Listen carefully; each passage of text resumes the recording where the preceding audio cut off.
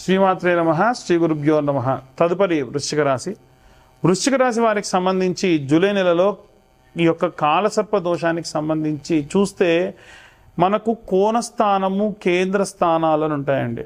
అయితే ఉన్నటువంటి గ్రహ సంచారాలన్నిటికీ కూడా అంటే మిడ్ ఆఫ్ ది టైం, మధ్య టైం ఏదైతే ఉంటే దానికి ఇటు అటు రెండు కూడా ఈ నెలలో ఇట్నుంచి చూసుకుంటే ఉన్న గ్రహ సంచారాలు, ఇట్నుంచి చూసుకుంటే గ్రహ సంచారాలు సమానంగా ఉంటాయి. కాబట్టి వృశ్చిక రాశి వారికి ఎలా ఉంటుంది అని అంటే మీడియంగా ఉంటుంది. నో లాస్ నో ప్రాఫిట్, న్యూట్రల్గా ఉంటుంది. ఏమైనా సరే ఈ యొక్క వృశ్చిక రాశి వారిని ఈ నెలలో అడిగారు అనుకోండి, ఎలా ఉంది, మీకు ఉన్నటువంటి టైం ఎలా ఉంది, మీకు ఉన్నటువంటి రోజులు ఎలా ఉన్నాయి, అంతెందుకు నిన్న ఏం కూర తిన్నారు, మొన్న ఏం కూర తిన్నారు, మొన్న ఏం కూర తిన్నారు అని ఏదన్నా అడిగితే గుర్తులేదంటారు. ఎందుకంటే అన్ని రోజులు ఒకేలా ఉన్నప్పుడు గుర్తుపెట్టుకోరు చాలామంది. కాబట్టి సో ఇదంతా కూడా ఖచ్చితంగా చెప్తున్నానండి. గోచారం అనేటువంటిది ఉంటుంది, దాని ప్రకారంగానే అందరికీ కూడా ఈ యొక్క గ్రహ సంచారం అనేటువంటిది ఉంటుంది. ఇవన్నీ లగ్నాత్ ఉన్నటువంటి గ్రహ సంచారాలని బట్టి, ఆ స్థానాలని బట్టి ఖచ్చితంగా ఉంటుంది. కాబట్టి వృశ్చిక రాశి వారికి సంబంధించి ఈ యొక్క దశమ స్థానంలో కుజుడు మరియు కేతు మీ కెరీర్, మీ ఇమేజ్కి సంబంధించి డ్యామేజ్ అయ్యేటువంటి అవకాశం ఉంది, జాగ్రత్త. రెండవది, నవమ స్థానంలో బుధగ్రహ సంచారం ఉంది. నవమ స్థానంలో బుధగ్రహ సంచారం ఉంటే దూర ప్రయాణాలు ప్రయాణించడం, అది కూడా ఏదైనా ఎడ్యుకేషన్కి సంబంధించి ప్రయాణం చేయడం, అలాగే దైవికమైనటువంటి కార్యక్రమాల కోసం ప్రయాణం చేయడం. వీటితో పాటుగా ఈ యొక్క నవమ స్థానంలో ఈ యొక్క బుధగ్రహ సంచారం ఉన్నప్పటికీ ఈ యొక్క అష్టమ స్థానంలో మీ యొక్క భాగస్వామ్య వ్యాపారాలు ఏవైనా ఉంటే అవి మంచిగా కూల్గా కూర్చొని అంతా కూడా అన్ని లెక్కలు చూసుకొని బయటకు వచ్చేస్తారు, కంటిన్యూ చెయ్యరు. ఒకవేళ అంతా బాగానే ఉందన్నా సరే ఏదో ఒక ఇబ్బందితోనే ముందుకెళ్తారు. మ్యారిటికల్ లైఫ్కి సంబంధించి ఎక్స్టర్నల్ మ్యారిటికల్ ఎఫైర్స్ పెట్టుకునే అవకాశం ఉంటుంది. ఎందుకంటే అక్కడ గురు నీచంలో ఉన్నాడు కాబట్టి మీకు పాజిటివ్ రియాక్షన్స్ ఇచ్చేటువంటి ఛాన్సెస్ చాలా తక్కువ. అలాగే సప్తమ స్థానంలో మీ యొక్క భార్యకి సంబంధించి ఇవంతా కూడా చాలా శ్రేయస్కరంగా ఉంటుంది. షష్టమ స్థానంలో కూడా మీ ఆరోగ్యము, వీటికి సంబంధించి అధికంగా ఉండేటువంటి అవకాశం కనిపిస్తోంది. అలాగే దశమ, నవమ, అష్టమ, సప్తమ, షష్టమ స్థానాలతో పాటు చతుర్థ స్థానమైనటువంటి మీ ఫ్యామిలీ హెరిడిటీకి సంబంధించిన విషయానికి వస్తే శనిగ్రహ సంచారం ఉంది. కాబట్టి మీరు పాటించే ఆచార వ్యవహారాల్లో లోపాలు కలిగి ఇబ్బందులు పడే అవకాశం ఉంటుంది. మూడవ స్థానంలో మిస్కమ్యూనికేషన్కి సంబంధించి మీ అన్నదమ్ములు, అక్కచెల్లెలకు సంబంధించిన విషయం. కాబట్టి ఈ రాహుగ్రహ సంచారం అంత శ్రేయస్కరమైనటువంటి వాతావరణం ఉండదు.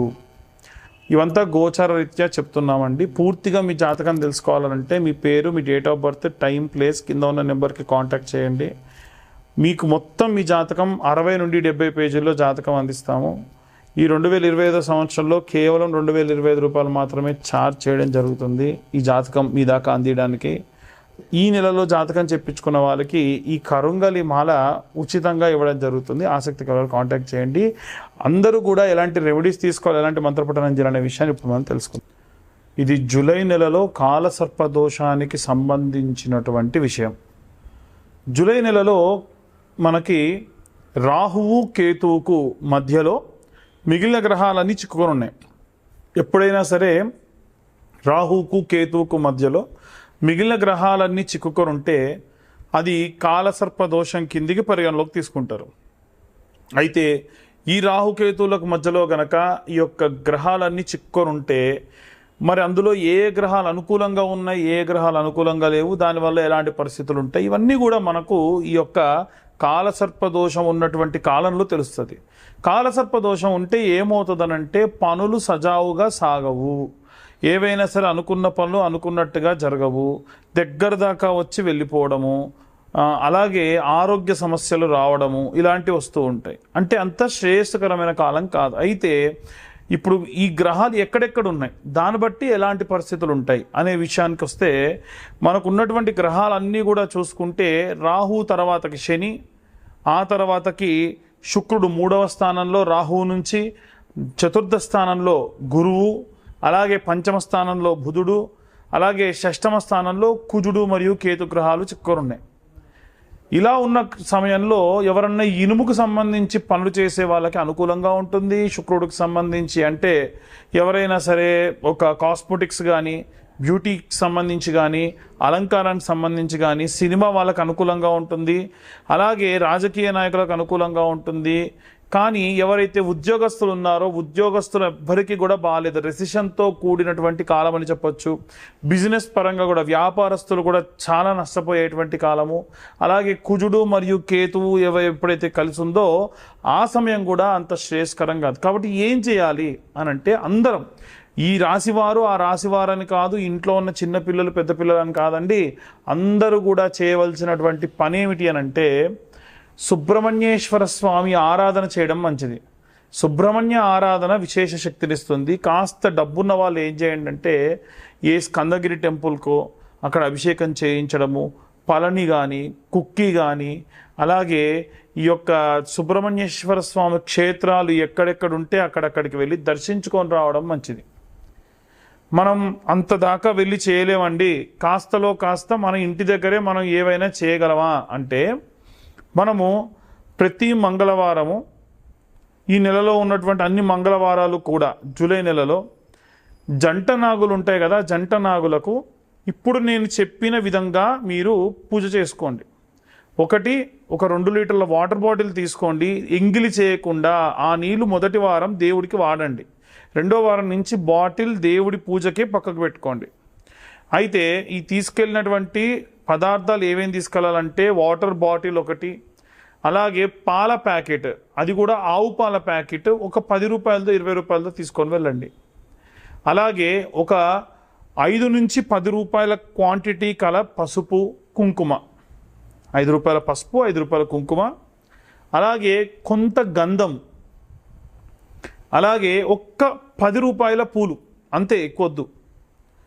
ఒక కొత్త మట్టి చిప్పలు ఒక 2, 3 ఒత్తులు, 10 రూపాయల నెయ్యి ప్యాకెట్, ఇంతే కావాల్సినటువంటి పదార్థాలు ఇంతే.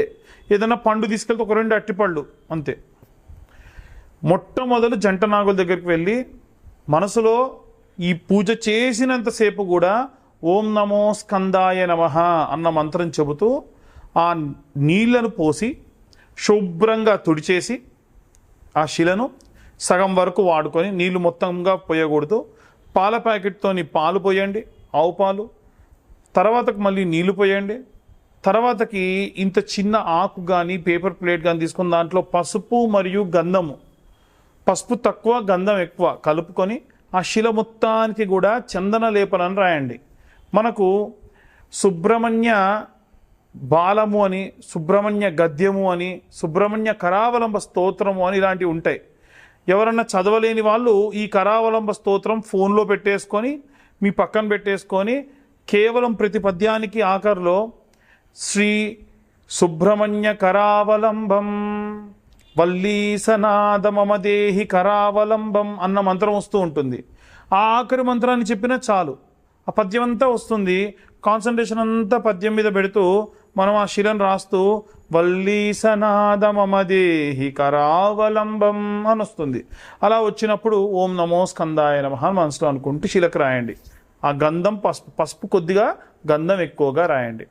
ఆ తర్వాతకి జంట నాగులు ఇలా ఉంటాయి కదా, ఇలా ఉంటాయి. మనకి ఉన్నటువంటి జంట నాగులలో ఒక సర్పానికి ఈ కింది నుంచి, ఈ పడగ కింది నుంచి ఒక బొట్టు కుంకుమ తీసుకోవాలి, బొట్టు పెట్టాలి, మళ్ళీ కుంకుమ తీసుకోవాలి, బొట్టు పెట్టాలి, మళ్ళీ కుంకుమ తీసుకోవాలి, బొట్టు పెట్టాలి. అలా 11 బొట్లు ఒక సర్పానికి పెట్టండి. ఇంకొక సర్పానికి కింది నుంచి పైకి 10 బొట్లు కుంకుమ తీసుకొని బొట్టు పెట్టాలి. అలా స్వామివారి శరీరం పైన లేపనం చేసిన గంధాన్ని తీసుకొని చేతికి పెట్టుకొని, మీ పిల్లలు కూడా వచ్చారు మీతో పాటు, మీ ఆయన వచ్చారు, మీ ఆయనకు పెట్టండి, మీరు పెట్టుకోండి, మీరు ఇక్కడ రాసుకోండి, మీ పుస్తల తాడుకు పెట్టుకోండి, ఇంకొంచెం తీసుకెళ్తాను ఇంటికి తీసుకెళ్ళండి. ఇంట్లో ఉన్నటువంటి పసుపులోనో గంధంలోనో కలుపుకోండి, నిత్యం వాడుకోండి, చాలా మంచిది. ఇప్పుడు మీరు రాసిన తర్వాతకి ప్లేట్లో ఇంకొంచెం మిగిలింది ఇంటికి తీసుకెళ్ళండి, రోజు మీరు వాడుకోండి. అయితే పొడిగా ఉన్నటువంటి పదార్థం ఏది కూడా తిరిగి ఇంటికి తీసుకెళ్ళకూడదు. స్వామివారిపై రాసినటువంటి ఆ గంధ లేపనాన్ని మాత్రమే మీరు ఇంటికి తీసుకెళ్ళాలి. ఇదంతా అయిన తర్వాత చాలామంది మొదలే దీపం వెలిగించమంటారు, అలా చేయకండి. అయిన తర్వాతకి దీపం వెలిగించాలి. 2 మట్టి ప్రమిదలు, ప్రతిసారి కొత్త మట్టి ప్రమిదలు, 2 మట్టి ప్రమిదలు, దాంట్లో ఒక 3 ఒత్తులు, 3 ఒత్తులు కలిపి ఒక ఒత్తి కింద చేంజ్ చేసి ఆవు నెయ్యి వేసి దీపం వెలిగించండి. ఆ తర్వాతకి 21 ప్రదక్షిణాలు చేయండి. ఇప్పుడు మొదటి వారం నుండి ప్రారంభించి 21 ప్రదక్షిణాలు ప్రతి వారం చేశారనుకోండి, 5 వారాలు ఉంటాయి. 5 వారాలు చేయాలి ఖచ్చితంగా. 5వ వారానికి వచ్చేసరికి మీరు ఎన్ని ప్రదక్షిణాలు చేసినట్టు అవుద్ది? 105 × 5 అంటే 21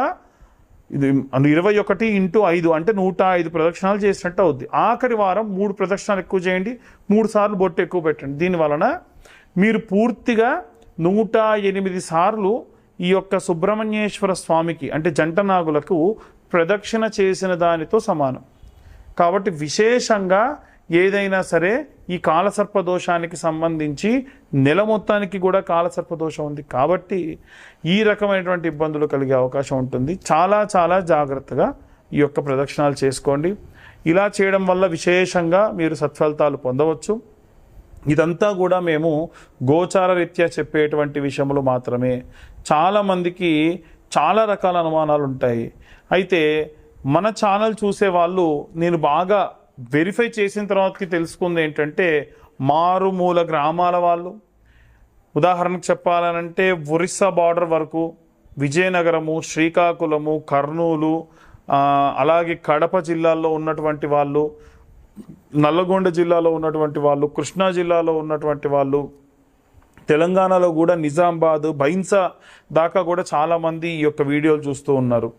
అందరూ ఏంటంటే జాతకం చెప్పించుకోవాలన్నటువంటిది ఇది ఉంటుంది, కానీ డబ్బులు వెచ్చించడానికి ఇబ్బందులు పడుతూ ఉన్నారు. వారి కోసం ప్రత్యేకంగా ఈ నెలలో ఇవంతా కూడా గోచార రీత్యా చెప్తున్నాం. పూర్తిగా జాతకం తెలుసుకోవాలనంటే మీ పేరు, మీ date of birth, time, place కింద ఉన్న నెంబర్కి ఒక్కసారి మీరు వాట్సాప్ చేయండి. ఈ జాతకం అంతా కూడా 65 నుండి 70 పేజీల్లో మీకు అందించడం జరుగుతుంది. 2025వ సంవత్సరంలో కేవలం 2025 రూపాయలు మాత్రమే ఛార్జ్ చేయడం జరుగుతుంది జాతకం అంతా కూడా మీకు అందియడానికి. అయితే ఈ నెలలో ఎవరైతే జాతకం చెప్పించుకుంటారో వారికి పూర్తి ఉచితంగా ఈ కరుంగలి మాల ఇవ్వడం జరుగుతుంది. ఈ కరుంగలి మాల విశిష్టత ఏమిటంటే, పాతాళ శంభు మురుగన్ దేవాలయం అంటే సుబ్రహ్మణ్యేశ్వర స్వామి మెడలో వేసినటువంటి కరుంగలి మాలలు మా దాకా వస్తాయి. మళ్ళీ మేము కూడా హోమంలో పెట్టిన తర్వాతకే మీకు ఇవి ఇస్తూ ఉంటాం. కాబట్టి ఆసక్తి కలవారు కింద ఉన్న నెంబర్కి కాంటాక్ట్ చేయండి. జాతకం చెప్పించుకుంటాం కానీ మాకు కరుంగలి మాల వద్దన్నా 2025 రూపాయలు. ఎందుకంటే కరుంగలి మాల నేను నా ఇంట్రెస్ట్ కొద్దీ మీ దాకా ఉచితంగా ఇచ్చేటువంటి ప్రయత్నం చేస్తూ ఉన్నాను. ఆసక్తి కలవారు కింద ఉన్న నెంబర్ కాంటాక్ట్ చేయండి. పూర్తిగా ఈ యొక్క జాతక విశ్లేషణ గురించి తెలుసుకోండి. సర్వే జన సుఖినో భవంతు. స్వస్తి.